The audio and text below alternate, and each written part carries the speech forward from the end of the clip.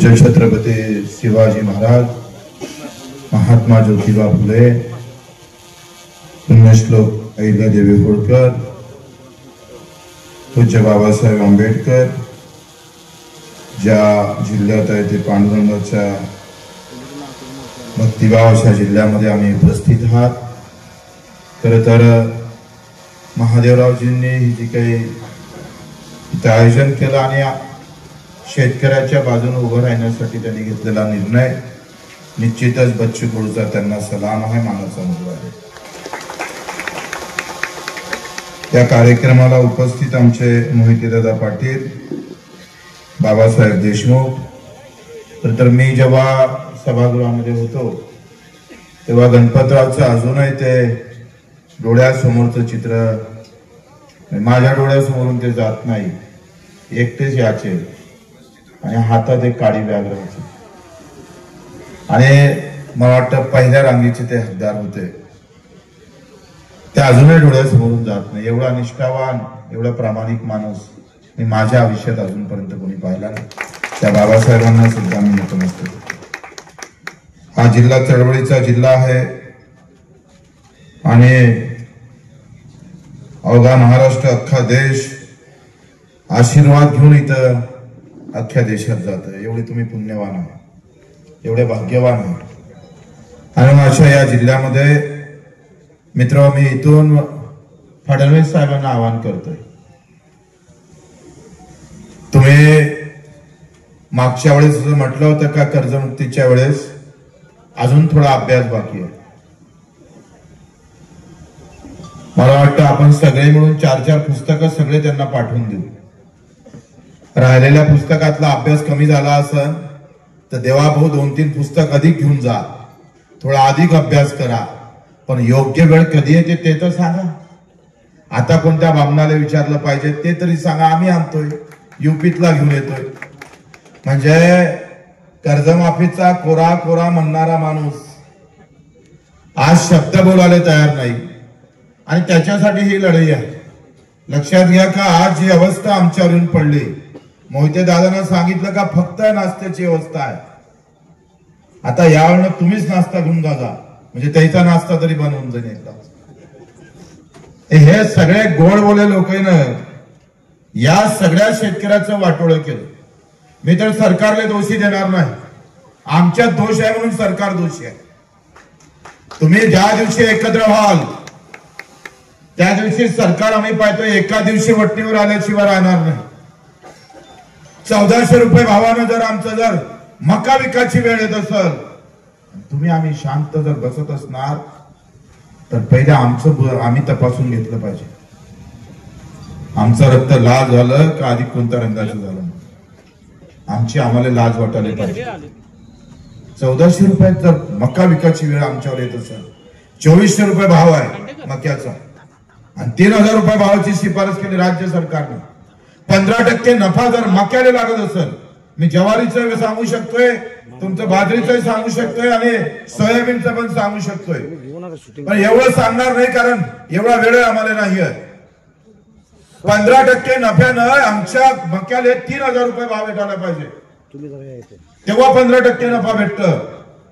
राज्य सरकारनं शिफारस केली मक्याच्या भावाची 3000 रुपयाची आणि केंद्रानं जाहीर केली मोदी साहेबांच्या सरकारनं 2400 रुपये, म्हणजे पुन्हा 600 रुपये कमी दिले। हमी भाव जो जाहीर केला त्याच्यातही 600 कमी आहे, 15% नफा नाही आहे, 600 कमी दिला म्हणजे तुम्हाला मका 15% नफ्यानं विकायची ताकद नाही राहिली, तुम्हाला 10% घाट्यानं मका विकावं लागतं हमी भावामध्ये।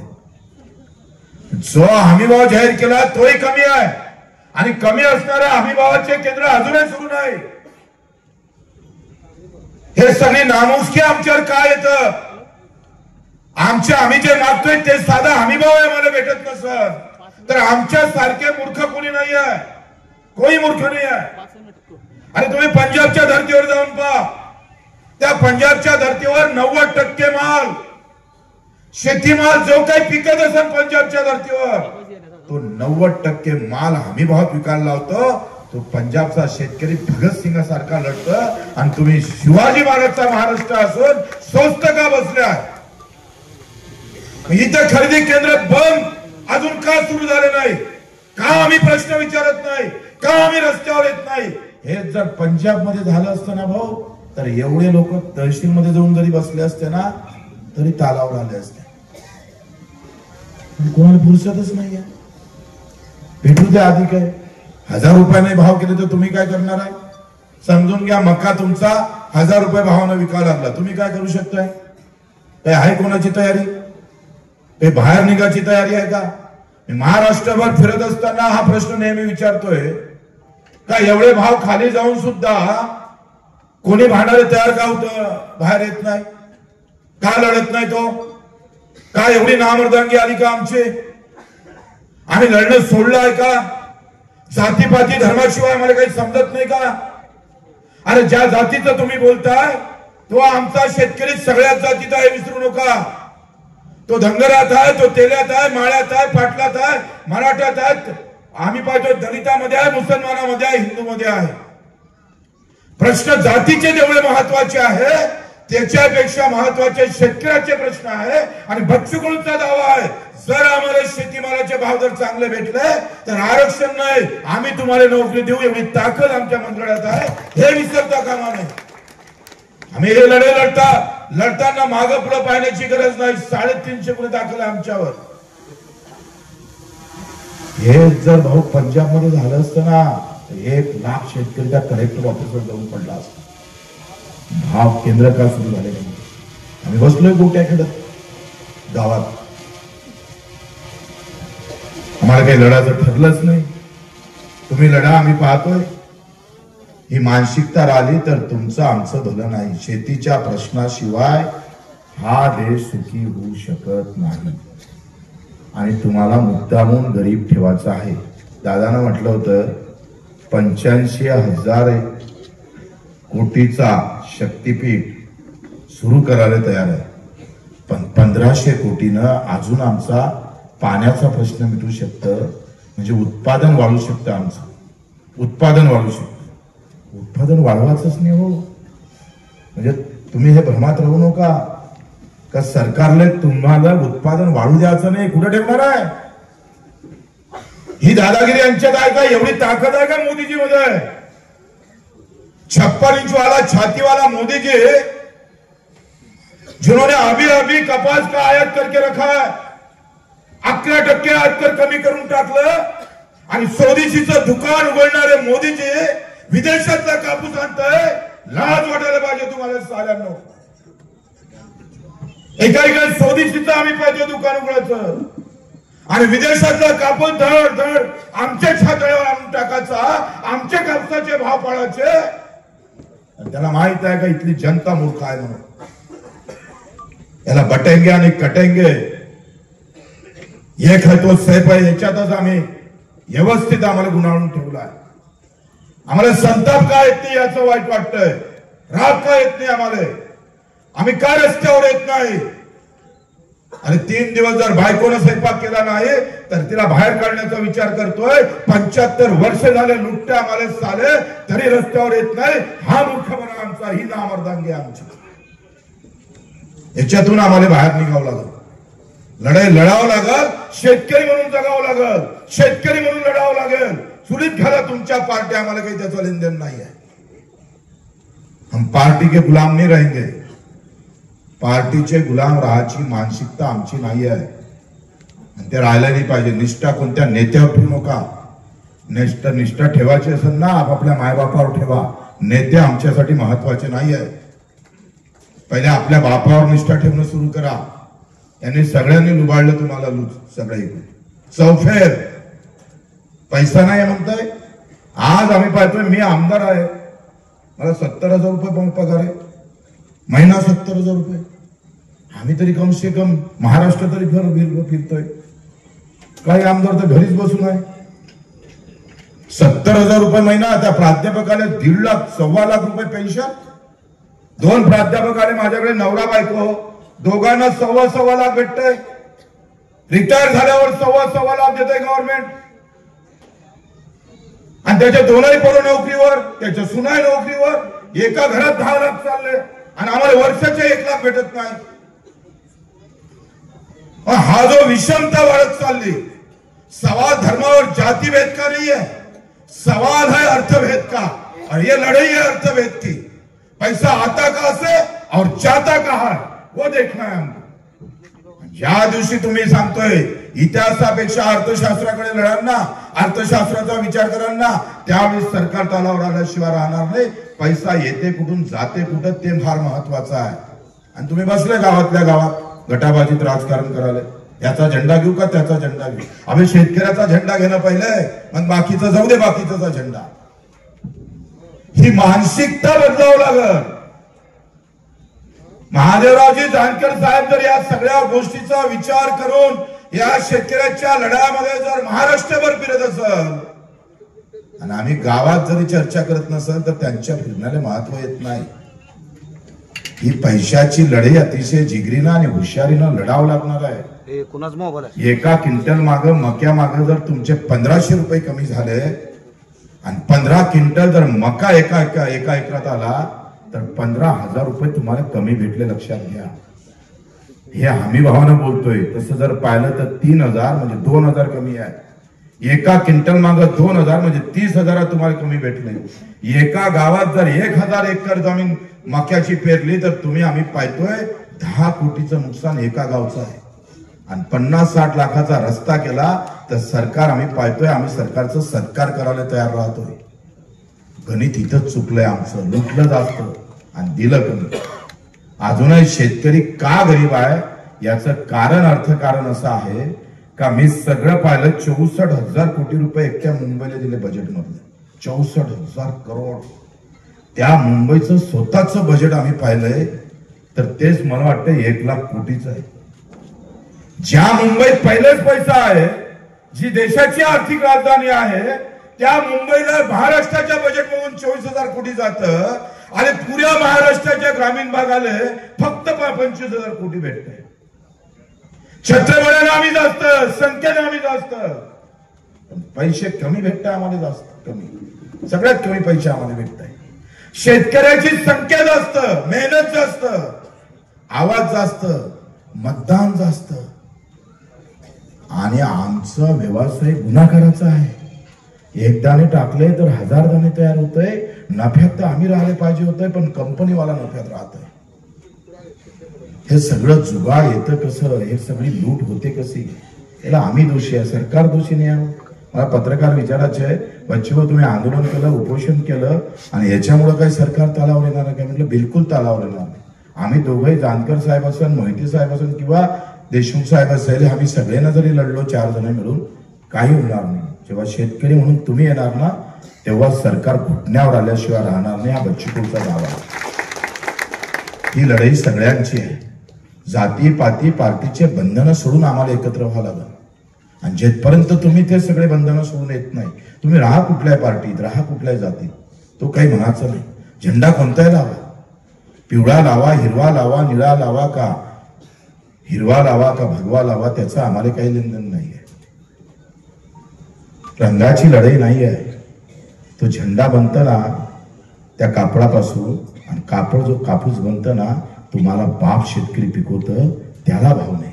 झेंड्याला भाव आले, झेंड्याच्या रंगाले भाव आले, पण कापसाले भाव नाही भेटले। हा खरातर प्रश्न आहे आणि हा प्रश्न जेपर्यंत तुमच्या डोक्यात येणार नाही तोपर्यंत आमच्या लढण्यात काही अर्थ नाही आहे। वैचारिक पातळी आम्ही पाहतोय, वैचारिक गाठ आमची पक्की झाली पाहिजे। विचाराची गाठ पक्की नाही म्हणून आमचं सगळं वाटोळं व्हायला लागलं नाही। द्राक्ष उत्पादक आम्ही पाहतो, डाळिंब उत्पादक शेतकरी आहे। सरकारनं एक जरी नियोजन केलं असतं, निर्यातीसाठी जरी सबसिडी दिल्या असत्या, ज्या व्यवस्था आम्ही पाहतोय हिमाचल प्रदेशातल्या सरकारनं केलं, तिथं हळदीला हमी भाव दिला।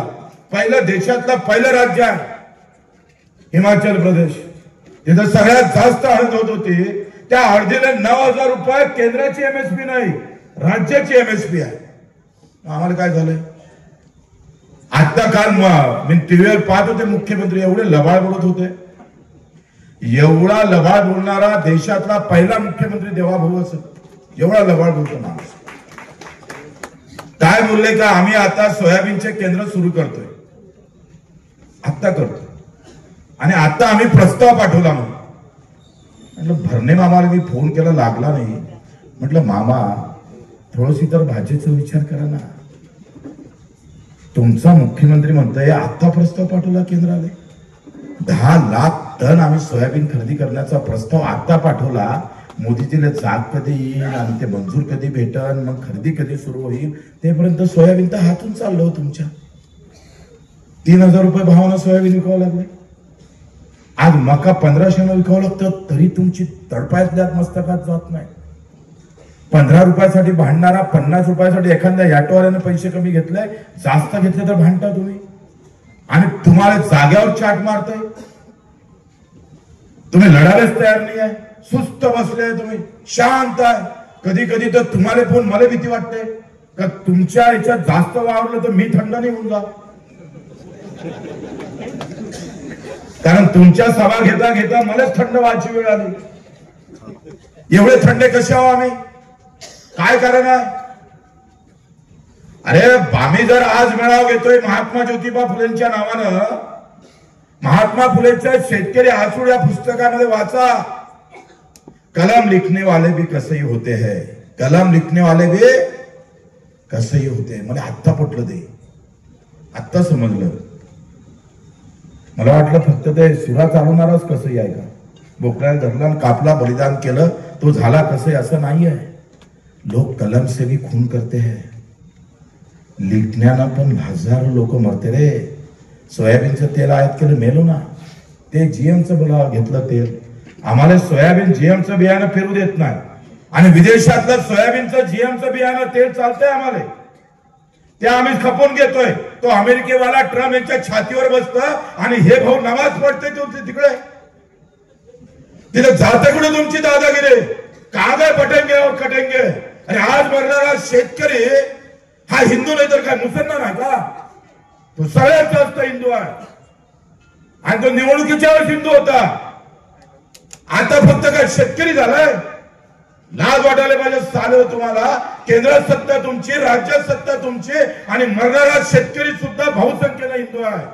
रोज मरते 12 ते 13-14 मेल्याशिवाय, आत्महत्या केल्याशिवाय या महाराष्ट्रातला दिवस जात नाही. आणि तरी सुद्धा आम्ही सोचताय याचा राग जास्त आहे आम्हाला. मग तर तुमच्यावरच मोर्चा काढावा लागेल एखाद्या दिवशी तुमच्या घरी येऊन, का तुम्ही का थंड आवा म्हणून इतके. सरकारने हिंदू शेतकऱ्यांची कर्जमाफी केली पाहिजे, त्यांच्यात हिंमत असेल तर. मला एक सांगा, मी परभणीला गेलोय, आणि परभणीला सचिन जाधवाची एक आत्महत्या मी सगळ्या सभेमध्ये खास करून सांगतोय. 3400 रुपयामध्ये सोयाबीन विकावं लागली, आणि त्यातले अर्धे पैसे व्यापाऱ्याने दिलेच नाही. अर्धे मागायला गेला तर व्यापाऱ्याने लाथ मारण डबल याचं नाही. पोलीस स्टेशन मध्ये गेला, ठाणेदार म्हणताय तो उद्योगपती आहे, व्यापारी आहे, त्याचं कसं काय कंप्लेंट घ्यायला आलाय. संपला विषय, पैसा मोठा आहे, याची प्रामाणिकता संपली. निराश झाला, आमदाराकडे गेला. व्यक्तिगत भानगडीत मी पडत नाही. एसटीत बसला, पॉयझन घेतलं, एसटीत खाली उतरला, मेला. बायकोले माहीत झालं, आणि बायकोले माहीत झाल्यावर तिने पण पॉयझन घेतलं, ते मेले. पीएम केलं, पीएम मध्ये 7 महिन्याचं बाळ तिच्या पोटात होतं. अरे हे तर मोगलात तर नव्हतं, मोगलशाहीमध्ये नव्हतं रे असं. तुम्ही तिच्या पायावर, पोटावर पाय ठेवून चिरगून टाकलं तिचं पोट, व्यवस्थेनं मारलं. येले म्हणतात कलम कसं आहे. महात्मा फुलेनं जे लिहिलं ना ते नीट वाचा. आणि सगळ्यात दुःखाची गोष्ट, गंभीर गोष्ट काय, मी त्या गावात भेटायला गेलोय. निषेध नव्हता, राग नव्हता, कुठलाही द्वेष नव्हता, कुठल्याही प्रकारचा आवाज नव्हता. सगळे सारे सुस्त बसले होते, कोणी बोलायला तयार नव्हता. साधं निषेधाचा बॅनर पण लावलं नव्हतं गावाल्यानं. आणि हाच जर किरप आमचा सचिन जाधव जातीच्या नावानं मेला असता ना, भगवा हिरवा किंवा निळा पिवळा घेऊन, तर गावच्या गाव पेटवले असते आम्ही. एक गाव शिल्लक ठेवलं नसतं. पण जातीच्या नावानं मेला तर महत्व आहे, शेतकरी म्हणून मेला तर कुत्र्या मांजरासारखं मरताय तुम्ही. ही अवस्था आणून ठेवली आहे. कारण इथं भावनेत हात घालता आला पाहिजे. जाती आणि धर्माची लढाई मोठी होऊ शकते. फक्त जानकर साहेब धनगराचे नेते म्हणून राहिले असते तर कदाचित ते आम्ही पाहतोय आजही मंत्रिमंडळात राहिले असते. पण त्यांना ते कबूल नाही. मी सगळ्यांचा नेता आहे, त्या शेतकऱ्याचा आहे, मजुराचा आहे आणि म्हणून मागं पडतं की काय अशी भीती वाटते आम्हाला. इथं जातीचे झेंडे घेऊन झाला तर माणूस मोठा आला वेळ लागत नाही. हिंदू खतरे में, मुसलमान खतरे में. साले 15 वर्ष तुमचं सत्ता आहे आणि हिंदू कसा काय खतऱ्यात आहे? तुम्ही काय आलू शिलाले बसले का तिकडे? ही नालायकी थांबवली पाहिजे. आम्ही सगळ्या इकडे पैसा नाही आहे का गव्हर्नमेंट जवळ? पैसा आहे. आता 540 कोटी रुपये 0.01% ते आम्ही पाहतो तो कोणत्या नानवाल्याला दिला, बगर व्याजानं न मागता दिला. आम्ही बकरी घेतला तर 18% व्याज आहे. सुषमा फायनान्स वाले जर तुम्ही पाहिले गावागावात फिरले ना 26% व्याजाचा दर जातो. 26% वसूल करतो तुमच्याकडे. रिलायन्स वाल्याचे आता 48,000 कोटी माफ केले. पैसा आहे. 7.5 लाख कोटीचं बजेट आहे. 7.5 लाख कोटीच्या बजेटमध्ये फक्त शेतकऱ्यासाठी फक्त शेतकऱ्यासाठी 9,000 कोटी ठेवले सरकारनं. 9,000. आणि बाजूला तेलंगणा आहे 3.5 लाख कोटीचं बजेट आहे. 45,000 कोटी ठेवले. तिकडे माझ्या बाजूने MP तिथे भावांतर योजना सुरू केली. मका दर फेरला आणि हमी भाव जर 2400 असेल आणि 1500 रुपयात मका विकावा लागला असेल तर उरलेले पैसे MP सरकार देतं. हे आमचे हुशार मुख्यमंत्री, सगळ्यात हुशार. फक्त पाळापाळीमध्ये, इकडल्या तिकडल्या गोट्या फिरवण्यामध्ये. शेतकरी म्हणून नाही, शेतकऱ्याच्या बाजूने म्हणून नाही. काय बोलले माहित आहे का? खरेदी केंद्र आता आम्ही प्रस्ताव पाठवला, आता तुमच्या नोंदी घेऊ. मक्यावाल्याचं तर बोललेच नाही, सोयाबीनचे बोलले. ते कलेक्टर कोणून ठेवला म्हणून. आणि सांगितलं आम्ही का तर तुम्ही सुरू जर केलं नाही तर पालकमंत्र्याची गाडी फोडल्याशिवाय राहणार नाही. फोडू आम्ही. 350 पहिलेच गुन्हे दाखल आहे. अजूनही व्हायला काही हरकत नाही. मायनं पहिलेच सांगितलं तर 350 जमणार नाही, 1000 झाले पाहिजे. ही लढाई निवड राजकारणासाठी नाही आहे, लक्षात घ्या. आम्ही जे काही रक्ताचं पाणी करतोय, रात्रीचा दिवस करतोय, महाराष्ट्रभर फिरतोय, एक शेतकरी सुखी नाही. केळीवाला तुमच्या इकडला बरा असेल पण जळगाववाला मेला ना. 300 रुपये क्विंटलने विकावं लागले केळी. हापूस आंबेवाला भेटलाय तिकडे. आम्ही तिकडे कोकणात गेलोय, तिकडे काजूवाला भेटलाय. मी 4थ्या वर्गात काजू खाल्ले होते. म्हटलं काजूवाला लई महाग चांगला असेल, शेतकरी सुखी असेल, तोही पाय घासून मरते तिकडे. शेतकरी नावाचा माणूस श्रीमंत होऊ शकत नाही तुम्ही असे राहिले तर. तुम्ही जर जाती पाती धर्मात जर भांडत राहिले तर तुमचं काही खरं नाही आहे. तुम्ही कधी उचलून नेन इथून तुमचं तुम्हालाच माहित. एकही जण निवडणुकीच्या काळात भावाचं बोलत नाही. आमदार किंवा निवडणूकवाले जर गावात आले प्रचाराला, आम्ही कधी बोलतोय का हो मक्यारे भाव भेटणार काय, डाळिंबासाठी काही योजना आहे का? शरद जोशीला पाडलं ना आम्ही, जीवाचं रान केलं बिचारांनी. काय कमी केलं शरद जोशी साहेबांनी? बाबासाहेबांना पाडलं, आंबेडकर साहेबांना. नाक घासून माफी मागावं पुढ्या राज्यानं. एवढ्या विद्वान माणूस पाडला आम्ही. शरद जोशी साहेब रान फिरले. तिकडलं आम्ही पाहतोय स्वित्झर्लंडचा नोकरी सोडून इकडे आले. रात्रीचा दिवस केला. स्वतःच्या घरावर आम्ही पाहतोय तुळशीपत्र ठेवलं. त्यांच्या पत्नी आत्महत्या करून मेल्या. आणि वर्धेत मात्र शेतकऱ्यानं पाडले. 34 वर्षाच्या पोरानं पाडले. कारण जातीचा नव्हता आहे. तुम्हाला जातीचा पाहिजे रे. जातीशिवाय पण हालत नाही आमचं. कामाची आम्हाला गरज राहिली नाही. जात दाखवली का मत जर भेटायला लागले तर कामासाठी आणि या सगळ्या लढाईसाठी लढण कोण लढणार आहे?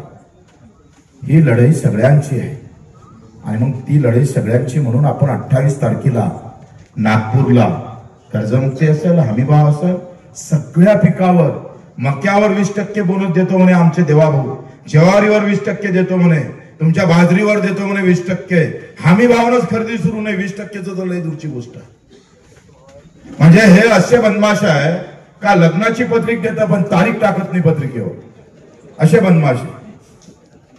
यांनी जाहीर केलं होतं का 20% आम्ही देऊ, 20% बोनस द्यायचं तर सोडा, हमी भाव सुद्धा तुम्हाला भेटत नाही ज्वारीचा, बाजरीचा, मक्याचा, आणि तरी शांताय तुम्ही.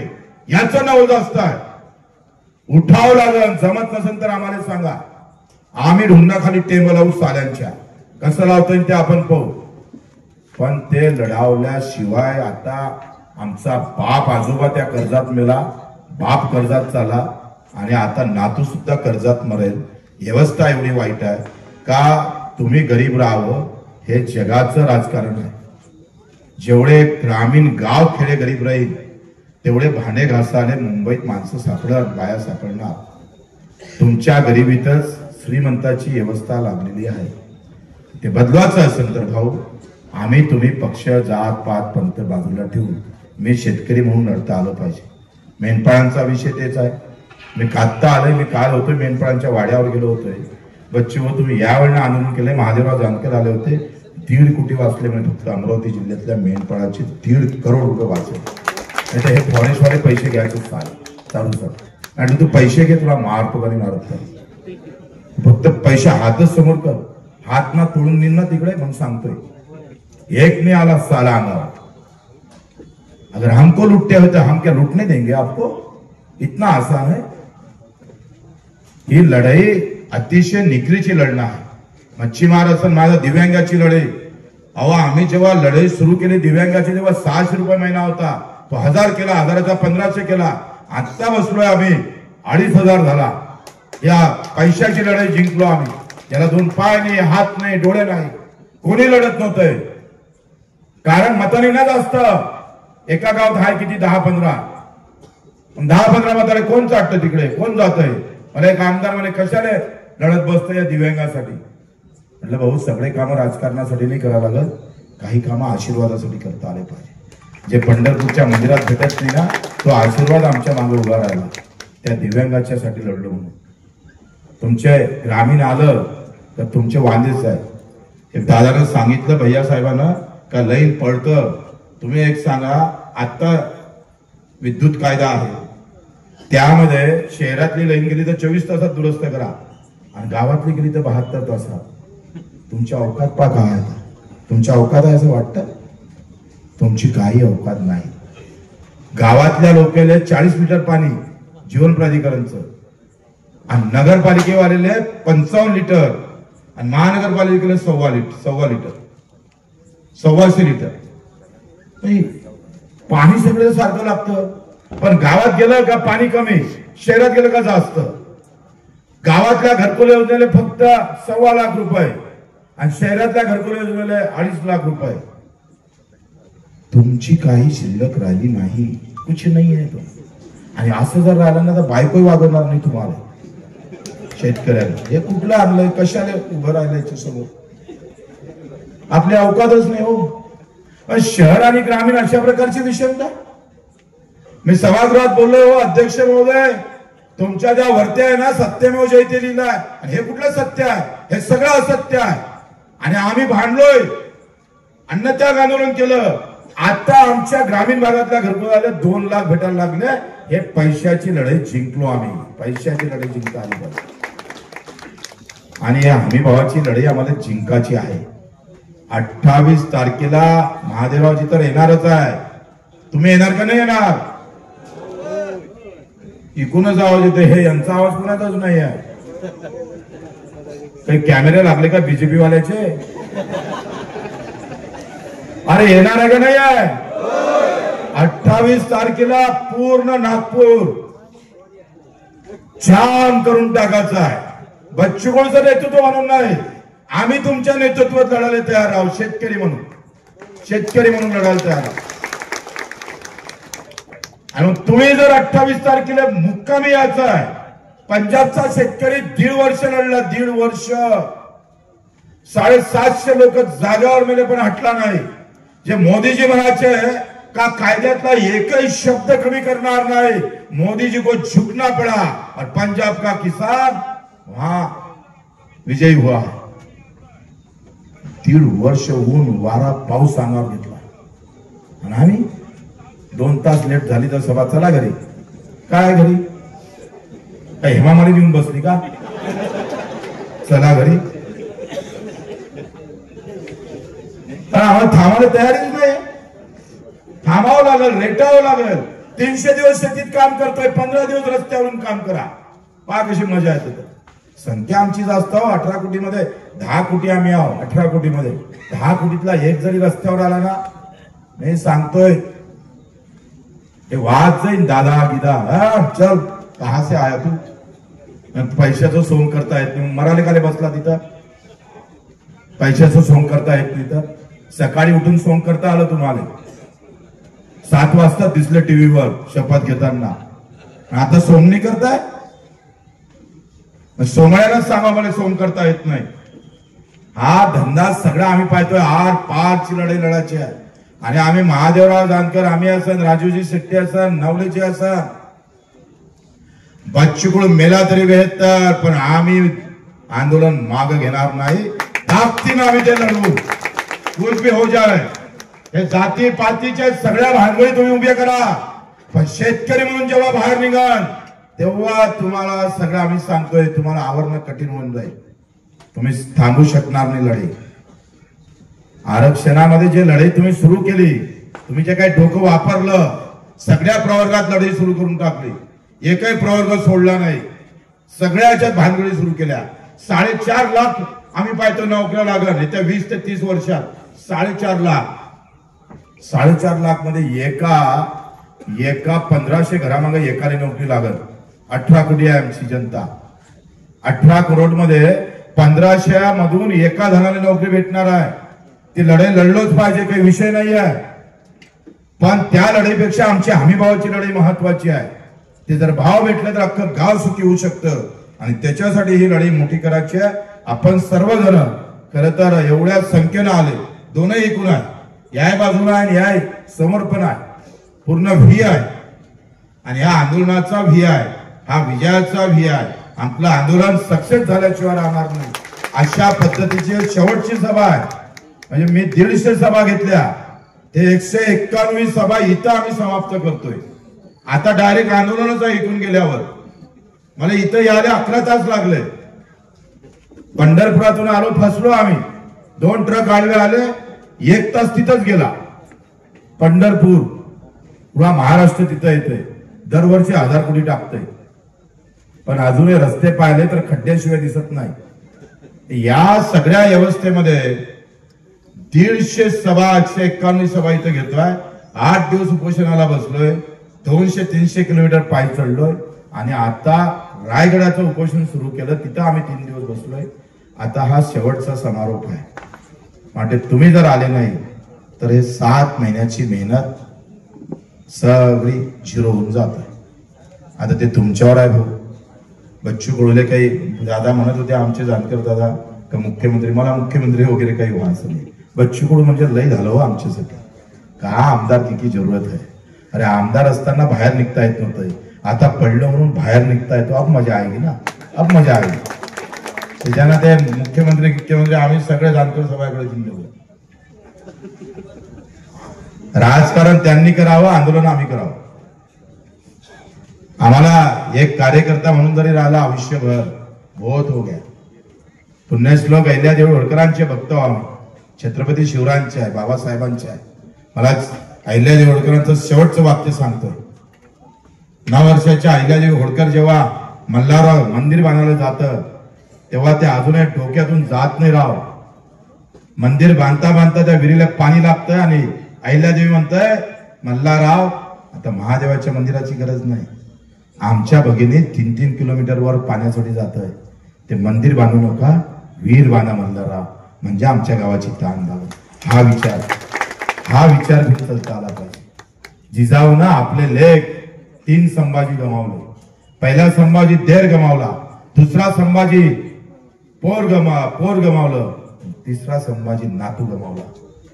तरी जिजा मागे हटली नाही.